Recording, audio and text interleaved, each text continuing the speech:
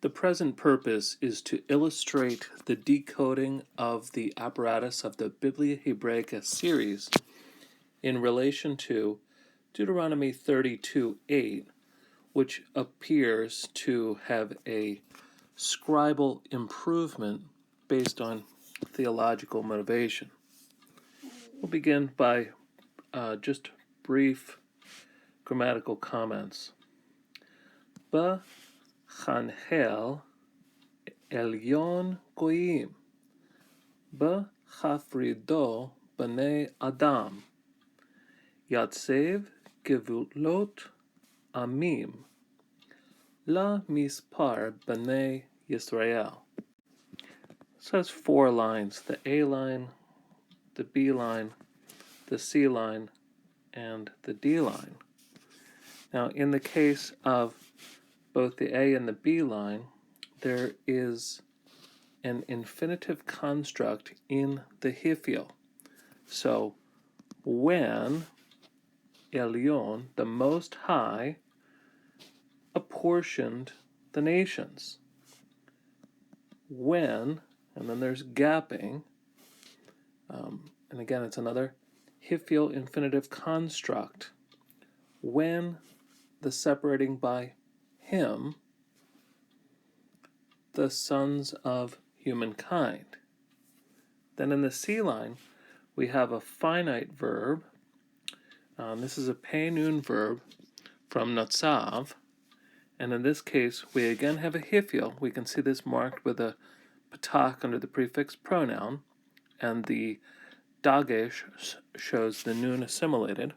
So here we have he set the boundaries of the peoples. And then the D line is going to be our main focus, according to the number of the sons of Israel.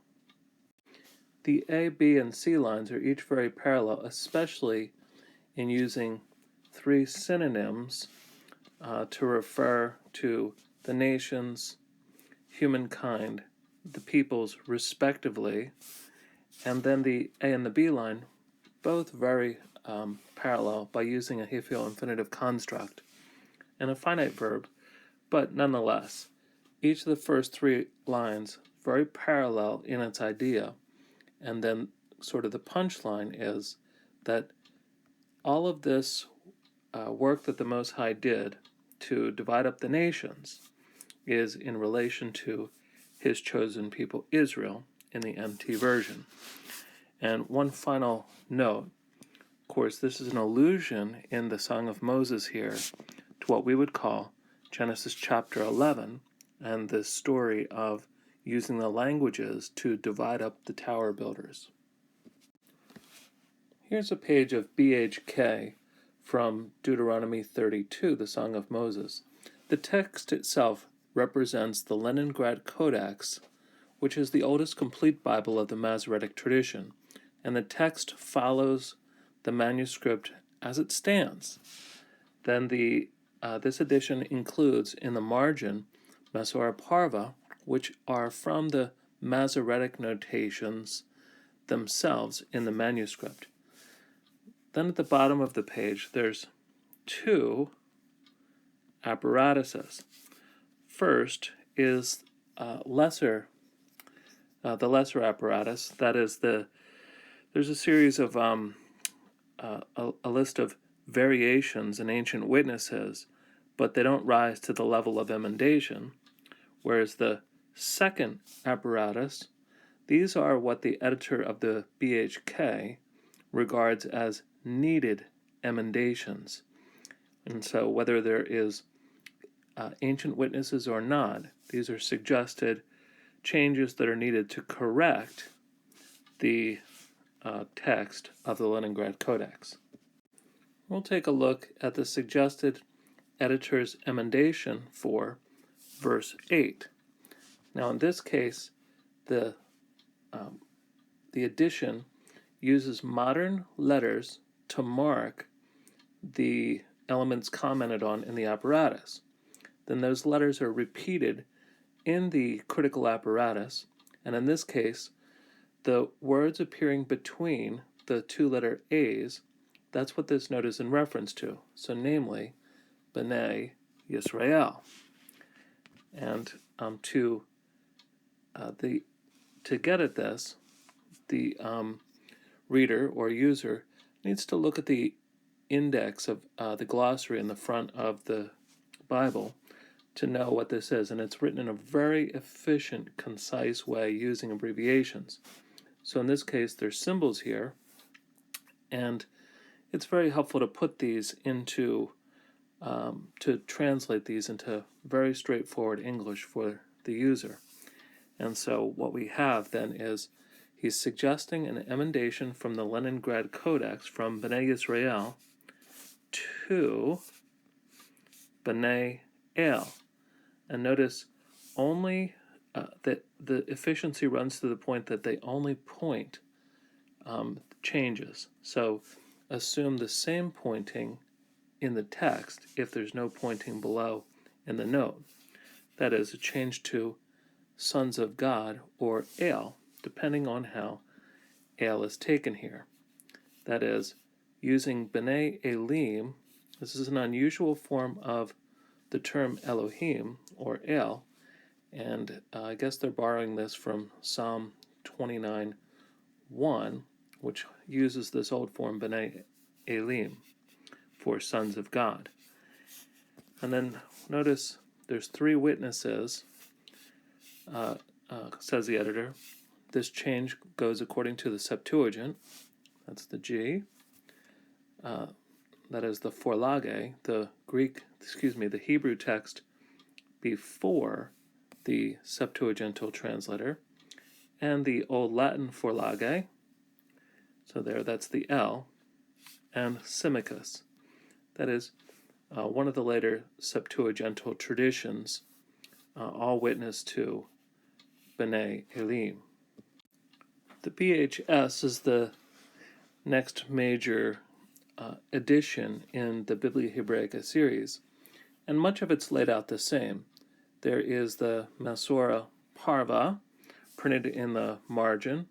There's also the addition of some lists here to the Masora Magna, which are not actually printed in this edition, but in theory, the user could look these up in a separately published edition.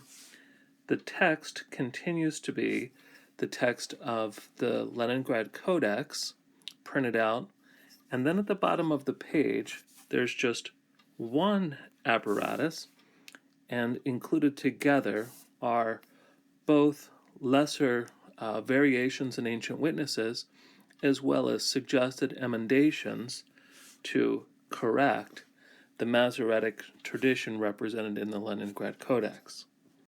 The BHS apparatus continues to be devoted to extreme brevity, and there is a use of both Latin abbreviations and also sigla for the witnesses.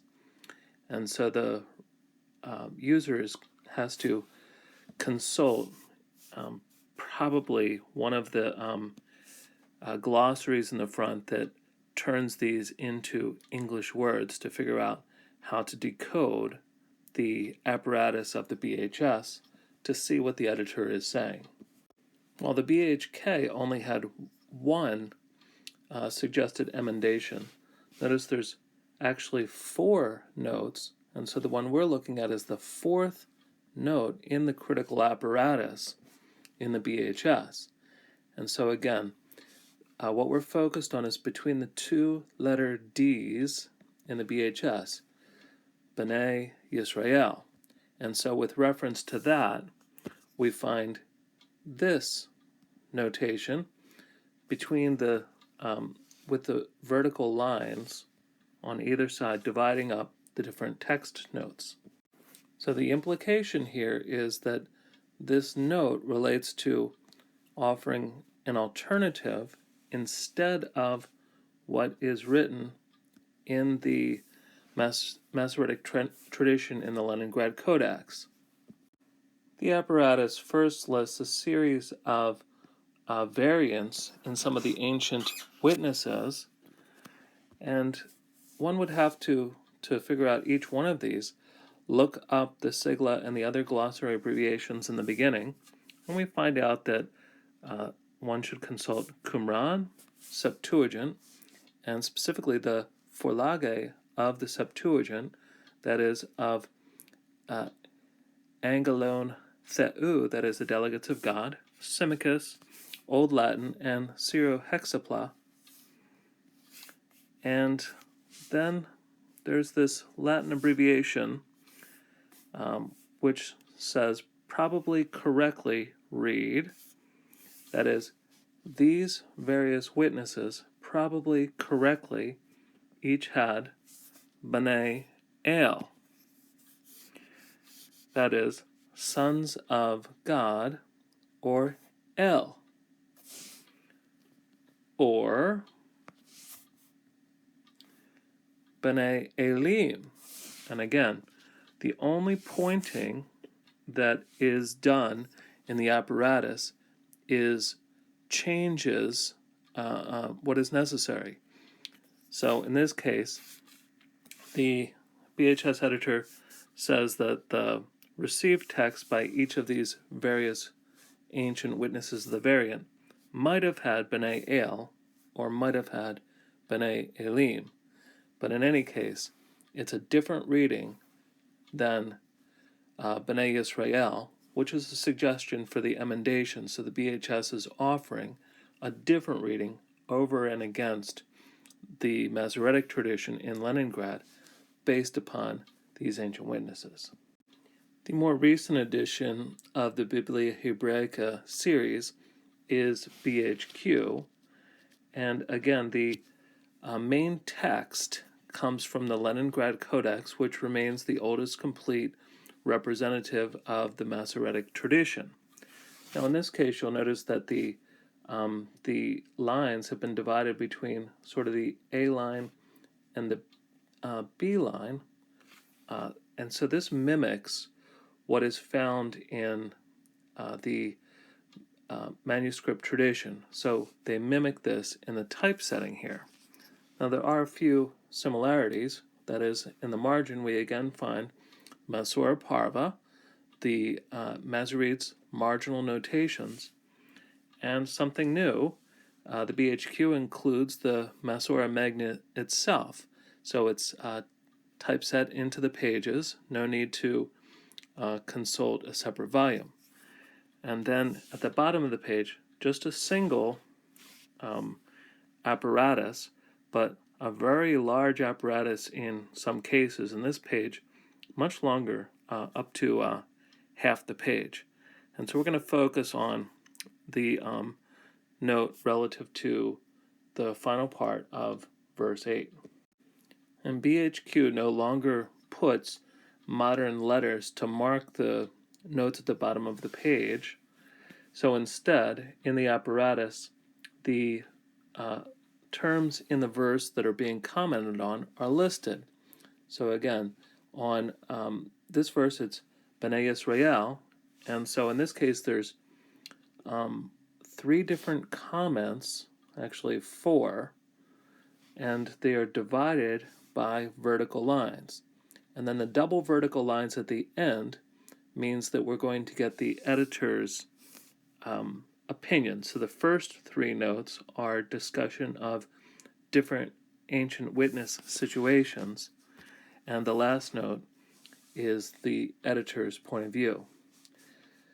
And in several cases, you'll notice there is a parenthetical abbreviation, which the editor gives his point of view in this case over the note being discussed.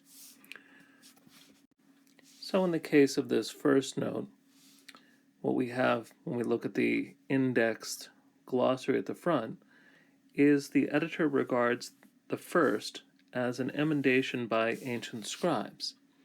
That is, these ancient scribes have amended the text in a series of witnesses.